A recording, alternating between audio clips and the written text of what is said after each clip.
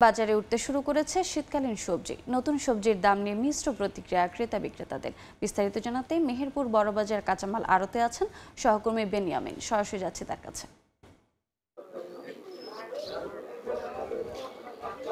জেলার সবচেয়ে বড় এই কাঁচামালের আড়তটিতে ইতিমধ্যে শীতকালীন যে সকল সবজি সেগুলো কিন্তু আসা শুরু করেছে এবং বেশ 10 থেকে 15 দিন আগে থেকেই শীতকালীন সবজি যে আসার আমেজ সেটি কিন্তু এই কাঁচামালের আড়তটিতে দেখা যাচ্ছে। প্রতিদিন এই আড়তে এই কাঁচামালের এই আড়তগুলোতে প্রায় অর্ধ কোটি টাকার শীতকালীন বিভিন্ন সবজি সহ অন্যান্য সবজিগুলো কিন্তু আমদানি হয়। তো সেক্ষেত্রে আমরা আপনাদের যদি দেখাই যে যে সকল সবজিগুলো এসেছে তার মধ্যে শীতকালীন যে সকল সবজি তার মধ্যে ফুলকপি, পালং শাক, বাঁধাকপি, সিম সহ অন্যান্য সবজিগুলো রয়েছে।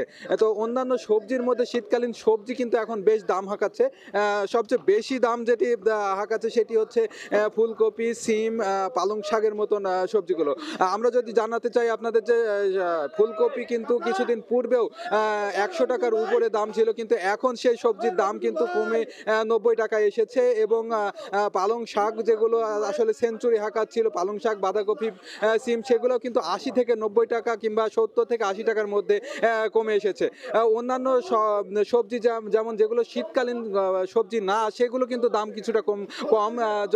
যদি আমরা বলি মিষ্টি কুমড়া, লাউ, পেঁপের মতন যে সবজিগুলো রয়েছে সেগুলো কিন্তু 20-25 টাকা দামে বিক্রি হচ্ছে। তো আমরা যদি ক্রেতাদের সাথে আমরা কথা বলেছি, ক্রেতারা বলেছে যে হচ্ছে এখনো কিন্তু দাম নাগালের বাইরে, কারণ 80 থেকে 90 টাকা কেজিতে সবজির দাম দিয়ে কেনা আসলে এখনো সাধারণ মানুষের নাগালের বাইরে। তো আমরা যে সকল ব্যবসায়ীরা রয়েছেন তাদের সাথে কথা বলে যেটুকু জেনেছি, তারা বলছেন যে প্রতিনিয়ত কিন্তু দাম কমছে, প্রতিদিন 2 থেকে 3 টাকা দামের পার্থক্য চলছে এবং সকালে যে সকল সবজিগুলোর দাম কিছুটা বাড়তি থাকছে সেগুলো কিন্তু বেলা গড়ার সাথে সাথে দাম কমছে।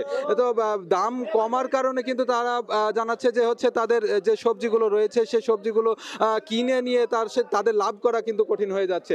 আসলে যারা উৎপাদনশীল বিক্রেতা, আসলে কৃষক শ্রেণীর মানুষ, তারা কিন্তু জানাচ্ছে যে দাম কমার কারণে কিন্তু তারা আর্থিকভাবে ক্ষতিগ্রস্ত হচ্ছে, কারণ এই বছরে যে সকল সবজিগুলো তারা উৎপাদন করেছেন, মাঠে সবজি উৎপাদন করতে তাদের বেশ বেগ পেতে হয়েছে। সেই সকল সবজিগুলো সার, বিষ এবং কীটনাশক সহ অন্যান্য উৎপাদন খরচ কিন্তু তাদের বেশি হয়েছে। তো যদি দাম সঠিকভাবে না পাওয়া যায় তাহলে কিন্তু তারা ক্ষতির মুখে পড়বে বলে জানাচ্ছে। তো এক্ষেত্রে বাজার ব্যবসায়ী, কৃষক কিংবা ক্রেতা সকলেরই কিন্তু আসলে যে সকল এই সবজিগুলো তাদের কিন্তু দাম পাওয়ার জন্য কিংবা দাম একটা স্থিতিশীল যেন থাকে সেজন্য তাদের কিন্তু তাদের একটা দাবি রয়েছে।